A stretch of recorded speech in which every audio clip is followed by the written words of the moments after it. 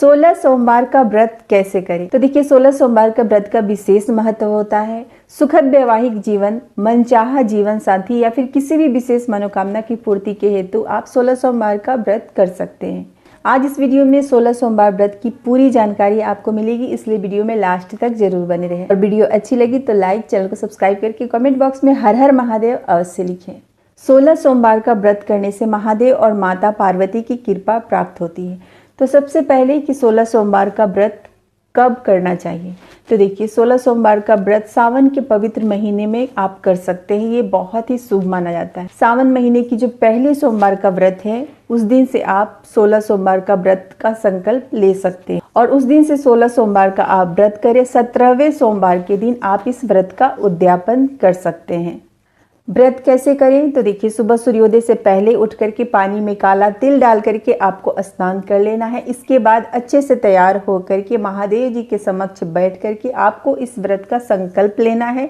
कितना आप व्रत कर रहे हैं इस व्रत का संकल्प आपको लेना है और मन ही मन भगवान भोलेनाथ को आपकी जो भी मनोकामनाएं है वो बताना है। पूरे दिन आपको ये व्रत रखना है और व्रत में आप प्रसाद में फल वगैरह चढ़ाएं, लेकिन आटे का चूरमा इस व्रत में जरूर से जरूर चढ़ता है।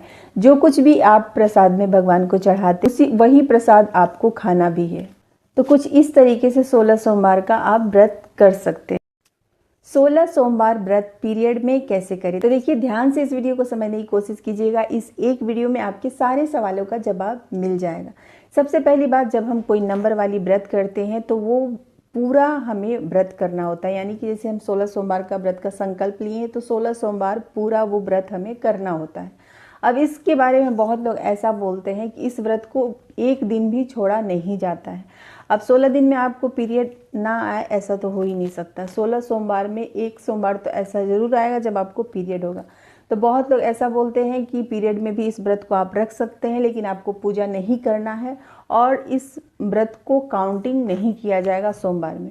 तो जब आप इस व्रत का कोई मान्यता ही नहीं है तो फिर वो सोमवार का आप व्रत नहीं कर सकते। इसलिए आप ये सोमवार का व्रत छोड़ करके अगले सोमवार का व्रत कर सकते हैं। 16 सोमवार के व्रत की पूजा कब करनी चाहिए, तो देखिए 16 सोमवार का जो व्रत है उसमें महादेव जी की पूजा की जाती है। महादेव और माता पार्वती की पूजा की जाती है और महादेव जी की पूजा का जो सही समय है वो है प्रदोष काल का समय। यानी कि जब 4 बजे के आसपास संध्या का जब समय होता है उस समय आप इस व्रत की पूजा कर सकते हैं। चाहे तो आप घर में कर सकते हैं और चाहे तो आप मंदिर में कर सकते हैं। यानी शाम होने से पहले 4 बजे के आसपास आप पूजा कर सकते हैं। सावन शुरू होने से पहले ये 5 कार्य आप लोग याद से जरूर कीजिएगा, भूलिएगा बिल्कुल भी नहीं। देखिए इस साल 2025 में सावन की शुरुआत होने जा रही है 11 जुलाई से। ऐसे में आपको सावन शुरू होने से पहले कुछ कार्य जरूर से जरूर कर लेना चाहिए। पहला, सावन शुरू होने से पहले अपने घर की और अपने मंदिर की साफ सफाई आप लोग अच्छे से अवश्य कीजिएगा।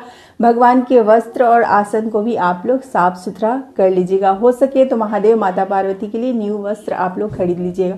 दूसरा, सावन शुरू होने से पहले अपने रसोई घर से लहसुन, प्याज इन सारी चीज़ों को निकाल दीजिएगा, क्योंकि पूरे सावन लहसुन, प्याज और नॉनवेज इन सारी चीज़ों का सेवन नहीं करना चाहिए। तीसरा, सावन शुरू होने से पहले आपके घर में जो भी भंगार या फिर अनयूज्ड चीज़ें हैं उसे भी आप लोग निकाल दीजिएगा। चौथा, सावन शुरू होने से पहले अपने लिए हरे कांच की चूड़ी, सिंदूर, बिंदी, हरे रंग की और मेहंदी इन सारी चीज़ों को आप लोग अवश्य लाइएगा और सावन के पहले सोमवार के दिन ही अपने हाथों में मेहंदी और हरे कांच। सावन में महादेव को कैसे प्रसन्न करें, तो देखिए हर कोई चाहता है कि सावन के पवित्र महीने में महादेव उनसे प्रसन्न हो जाए और जिनके ऊपर भी महादेव प्रसन्न हो जाते हैं उनका कोई क्या ही बिगाड़ सकता है, क्योंकि देवों के देव महादेव की कृपा जिनके ऊपर भी हो जाती है उनके जीवन से सारे कष्ट, सारे रोग, दुख और आर्थिक तंगी हमेशा के लिए समाप्त हो जाती है। तो आज इस वीडियो में हम जानेंगे कि वो कौन से 3 सरल उपाय है जिसे करने से आप सावन के पवित्र महीने में महादेव को प्रसन्न कर सकते हैं। बहुत लोग यहाँ पे गलती करते हैं, इसलिए इस वीडियो को आप लोग ध्यान से जरूर सुनिएगा। वीडियो अच्छी लगी तो लाइक, चैनल को सब्सक्राइब करके कमेंट बॉक्स में हर हर महादेव अवश्य लिखिएगा। सबसे पहले जो लोग गलती करते हैं, घर से जब भी आप सावन में मंदिर जाते हैं तो घर से खाली लोटा लेके आपको नहीं जाना चाहिए। लोटे में ही आप घर से जल या फिर दूध लेकर के जा सकते हैं, लेकिन दूध कभी भी तांबे के लोटे में नहीं ले जाना चाहिए। हमेशा ही पित्तल के लोटे में दूध का इस्तेमाल करें।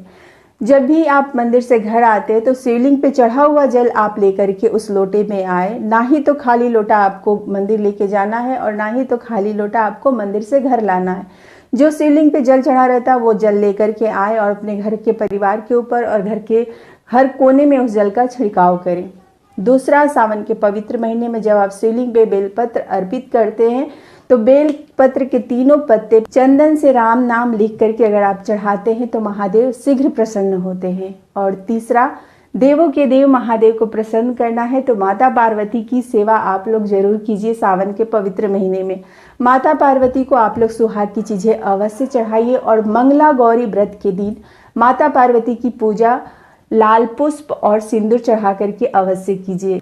तो ये 3 कार्य आप लोग इस सावन अवश्य कीजिएगा। महादेव और माता पार्वती की कृपा आपके और आपके घर परिवार के ऊपर जरूर बरसेगी। सावन में सुहागन महिलाएं ये 5 श्रृंगार अवश्य करें। देखिए, सावन का महीना काफी पवित्र होता है। इस सावन के महीने में जो सुहागन महिलाएं ये 5 श्रृंगार करती है उनके घर में सुख समृद्धि सदैव बनी रहती है और उनके सौभाग्य की रक्षा स्वयं महादेव और माता पार्वती करते हैं। पहला, सावन के महीने में आपको अपने गले में मंगलसूत्र अवश्य पहनना।